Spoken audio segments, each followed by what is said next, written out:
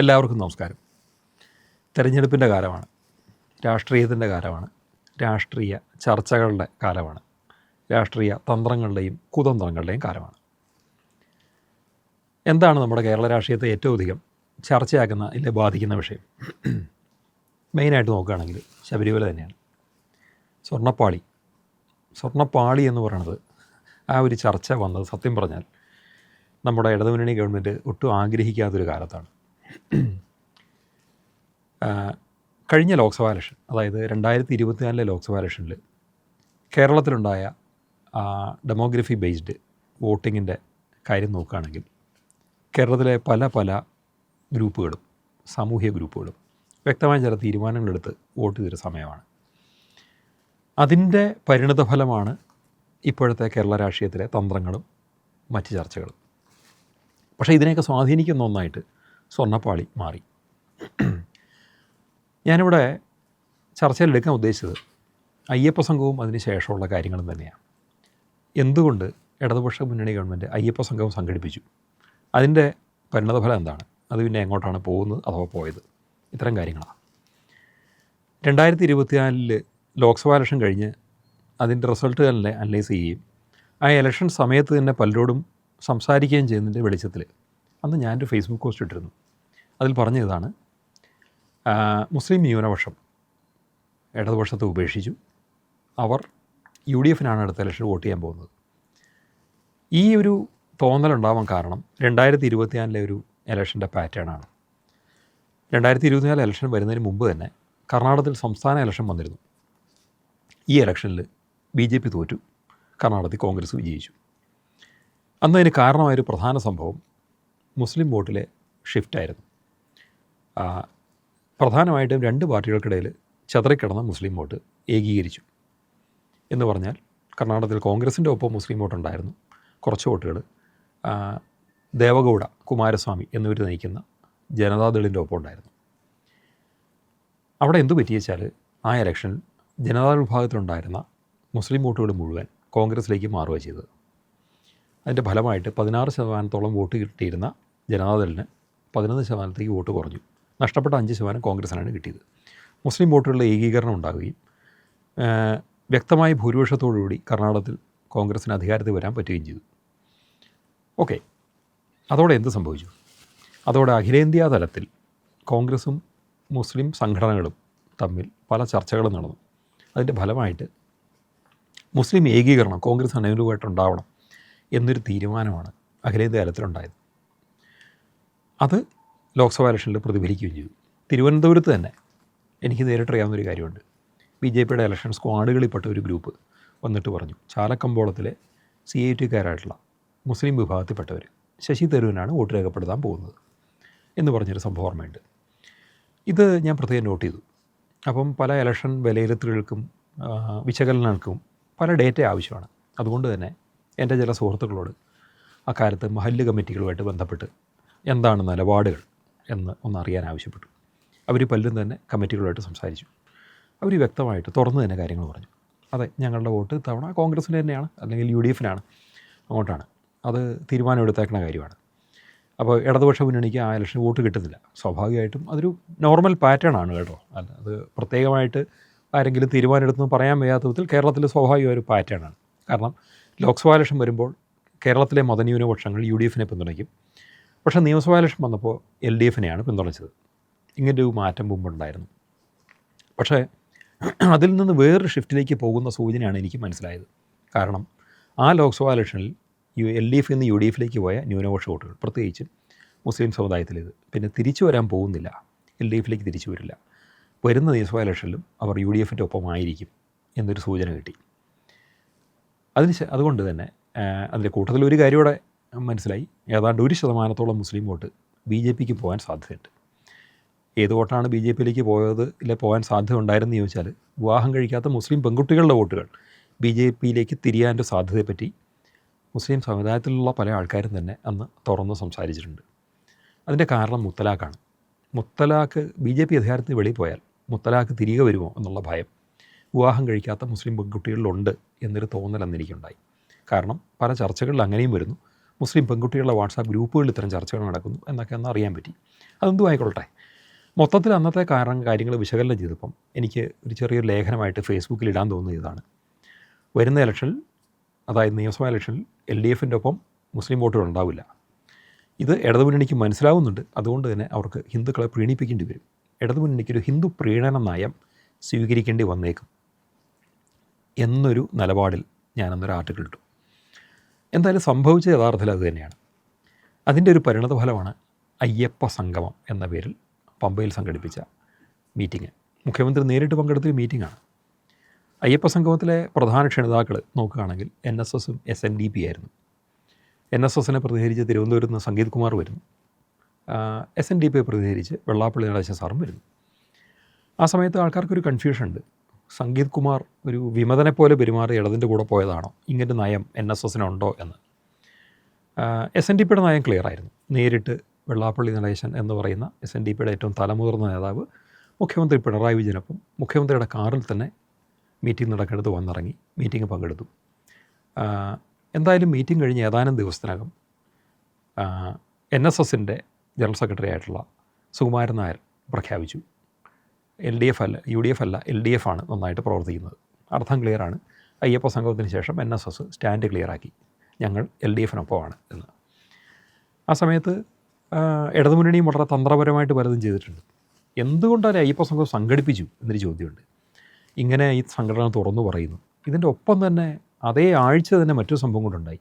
അമൃത ആശ്രമത്തിൽ അവിടെ നടക്കുന്ന പ്രോഗ്രാമിൽ മന്ത്രി സജി ചെറിയാൻ ചെല്ലുന്നു, അമ്മയെ ആദരിക്കുന്നു, മാതാ അമൃതാനന്ദമയെ ആദരിക്കുന്നു, ഇങ്ങനെയുള്ള കാര്യങ്ങൾ, ഞങ്ങൾ ആശ്രമത്തിനൊപ്പമാണെന്ന് പറയുന്നു. ഇതൊക്കെ എന്താണ്? ഒന്ന് കൂട്ടി വായിച്ച ഒരു കാര്യം മനസ്സിലാവും. കൂട്ടി വായിക്കുകയും പിന്നാമ്പുറങ്ങളെ അപഗ്രഹിക്കുകയും ചെയ്യുമ്പോൾ മനസ്സിലാവുന്ന ഒരു കാര്യം എന്താണെന്ന് വെച്ചാൽ, ഇടതുപക്ഷ മുന്നണി ഗവൺമെൻറ് കഴിഞ്ഞ ഒരു വർഷമായിട്ട് NSSനും SNDPക്കും മറ്റ് പല ഹിന്ദു സംഘടനകൾക്കും ഒപ്പം പ്രവർത്തിക്കുന്നുണ്ട്. അവരുടെ ഡിമാൻഡുകൾ നടത്തി കൊടുക്കുന്നുണ്ട്. അവരുടെ ആൾക്കാർ പറയുന്നതിനെ അവഗണിച്ചിട്ടില്ല. കഴിയുന്നതും ഹിന്ദുക്കളെയും ഹിന്ദു സംഘടനകളെയും ഒരു തരത്തിലും കുത്തി നോവിക്കാത്തൊരു നിലപാടിലേക്ക് അവർ പോയിരുന്നു. അല്ലാത്ത സംഭവങ്ങൾ ഉണ്ടായിട്ടുണ്ടാവും, ഇല്ല എന്നല്ല. എങ്കിലും ഈ സംഘടനാ നേതാക്കന്മാരുമായിട്ട് വ്യക്തമായ ബന്ധം പുലർത്തുകയും അവരൊക്കെ പറയുന്ന പല കാര്യങ്ങളും ചെയ്തു കൊടുക്കുകയും ചെയ്തു എന്നാണ്. എന്തൊക്കെ കാര്യങ്ങൾ ചെയ്തു കൊടുത്തു എന്ന് ചോദിച്ചാൽ എനിക്ക് ഊഹിക്കാനേ പറ്റുള്ളൂ. ഒരുപക്ഷെ നിയമനങ്ങൾ പലതും ചെയ്തിട്ടുണ്ടാവും. അത് NSSനോ SNDPക്കോ പരാതിയില്ലാത്ത വിധത്തിൽ അവർ പറയുന്ന രീതിയിൽ പല ആൾക്കാരെയും പലയിടത്തും പ്രതിഷ്ഠിച്ചിട്ടുണ്ടാവണം. അമൃതാശ്രമം പോലുള്ളവർക്കും അതുപോലുള്ള സഹായങ്ങൾ, നേരിട്ട് നിയമനമായിരിക്കില്ല, പക്ഷേ ഗവൺമെൻറ് തലത്തിൽ നിന്ന് അമൃത പോലുള്ള സന്യാസ പ്രസ്ഥാനത്തിന് യാതൊരു ദോഷവും വരാത്ത വിധത്തിൽ പല നയങ്ങളും കൈക്കൊള്ളുകയും അത്തരത്തിൽ വേണ്ട നടപടികൾ എടുത്തിട്ടും ഉണ്ടാവും. ഇല്ല എന്നല്ല. അമൃത ആശ്രമം തന്നെ പൊതുവായിട്ട് ഹിന്ദുക്കളെ റെപ്രസെൻ്റ് ചെയ്യുന്നതിനൊപ്പം തന്നെ ധീവര സമൂഹം എന്ന് പറയുന്ന കേരളത്തിൻ്റെ തീരപ്രദേശങ്ങളിലെ വലിയൊരു സമൂഹത്തെ കൂടെ റെപ്രസെൻ്റ് ചെയ്യുന്നുണ്ട്. അപ്പോൾ ചെറിയ കാര്യമല്ല. നമുക്ക് പ്രത്യക്ഷത്തിൽ കാണാൻ പറ്റുന്നത് ഒരു NSS, ഒരു SNDP, ധീവര സമൂഹം, ഇതിൻ്റെ മൂന്നിൻ്റെ ഒപ്പം ഇടതുമുന്നണി നിൽക്കാൻ ആഗ്രഹിച്ച പോലെ ഒന്നാണ്.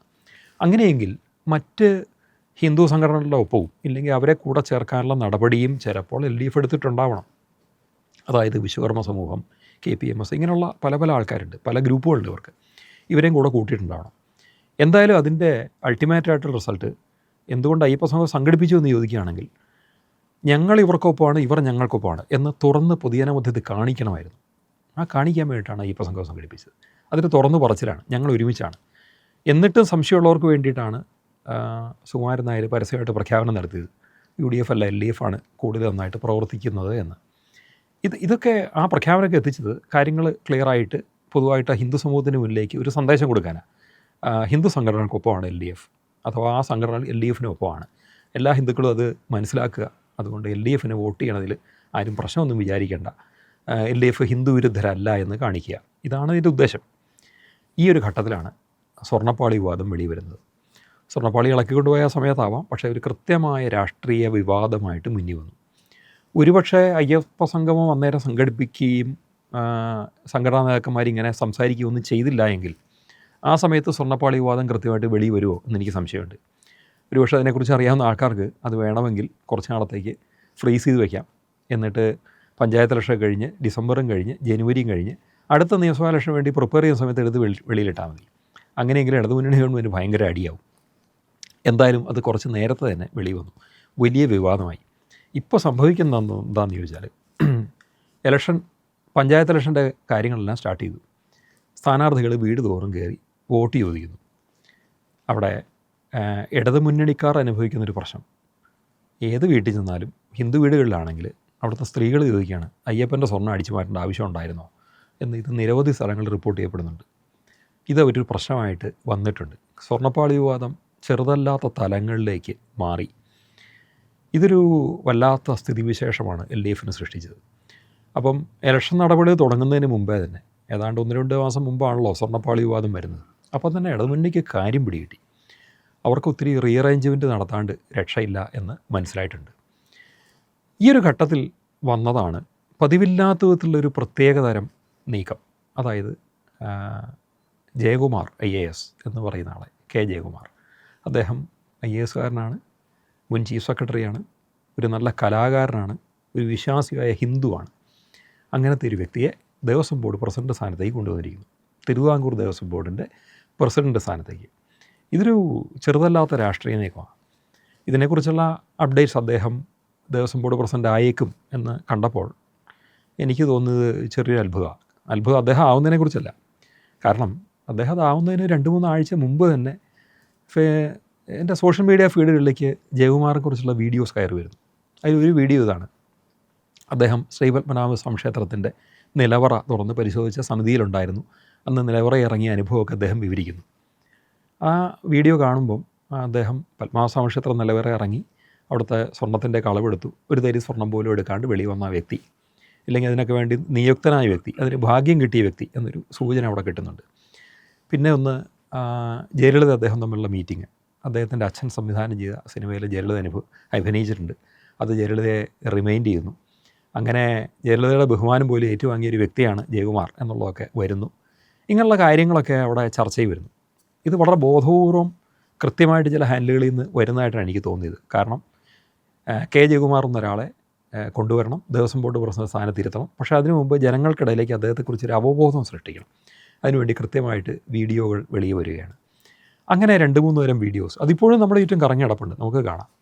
എന്തായാലും പ്രത്യക്ഷത്തിൽ എനിക്ക് മനസ്സിലായത്, പല ആൾക്കാരോട് സംസാരിക്കും എനിക്ക് മനസ്സിലായത്, സ്വർണ്ണപ്പാളി വിഷയത്തിൽ ആദ്യമുണ്ടായ ഒരു ആശങ്ക K ജയകുമാർ വന്നതോടുകൂടിയിട്ട് ജനങ്ങളിൽ കുറഞ്ഞു. കാരണം അദ്ദേഹം ഒരു ഉത്തരവാദിത്തമുള്ള വ്യക്തിയാണെന്നും ഒരു മുൻ ചീഫ് സെക്രട്ടറി ആണെന്നും വിശ്വാസിയാണെന്നും അദ്ദേഹം തട്ടിപ്പ് കാണിക്കില്ല എന്നുള്ളൊരു വിശ്വാസം ജനങ്ങളിൽ വന്നിട്ടുണ്ട്.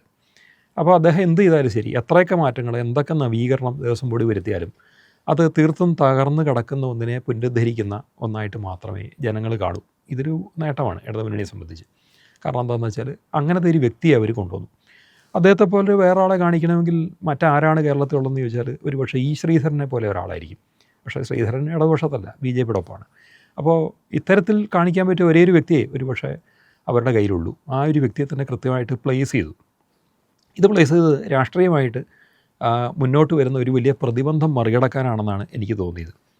അതായത് 1 വർഷമായിട്ട് ഇടതുമുന്നണി എടുത്തുകൊണ്ടിരിക്കുന്ന നടപടികളാണ് NSSനെ SNDPയെയും ഹിന്ദു സംഘടനയൊക്കെ കൂടെ നിർത്തുക എന്നുള്ളത്. ഇതിനു വേണ്ടി 1 വർഷമായിട്ട് പണിയെടുക്കുന്നു. അതൊരു പ്രോഗ്രാം വഴി ജനങ്ങൾക്ക് മുന്നിൽ വെളിപ്പെടുത്തുന്നു. ഇതെല്ലാം കഴിയുമ്പോഴത്തേക്കും ഈ സ്വർണ്ണപ്പാളി വിവാദം വന്നാൽ കുടം കമത്തി വെച്ച് വെള്ളം ഒഴിച്ച പോലത്തെ സ്ഥിതിയാവും. ഇതിൽ നിന്ന് മറികടക്കാനാണ് ജയകുമാറിനെ കൊണ്ടുവന്നതെന്ന് നമുക്ക് മനസ്സിലാകുന്നുണ്ട്. അപ്പം ഇനി അങ്ങോട്ട് ഇടതുമുന്നണി എന്ത് ചെയ്യും? ഇടതുമുന്നണിക്ക് ഹിന്ദു പ്രീണന നയങ്ങൾ എവിടെയെങ്കിലുമൊക്കെ സ്വീകരിച്ചേ പറ്റൂ. ഇത് സ്വീകരിക്കാതെ വരുന്ന നിയമസഭാ തെരഞ്ഞെടുപ്പിനെ അവർക്ക് നേരിടാൻ പറ്റില്ല.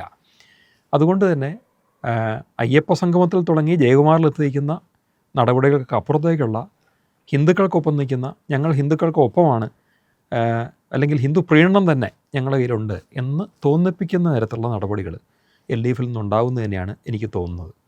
അങ്ങനെയെങ്കിൽ നമ്മുടെ കേരള രാഷ്ട്രീയം ഇന്ന് വരെ കാണാത്ത വേറൊരു മാറ്റത്തിലേക്കായിരിക്കും പോവുക. ഇന്നലെ വരെയുള്ള പരാതികൾ എന്നും തന്നെ ന്യൂനപക്ഷ പ്രീണനം ആണ് ഇവിടെ രാഷ്ട്രീയക്കാർ നടത്തുന്നത്.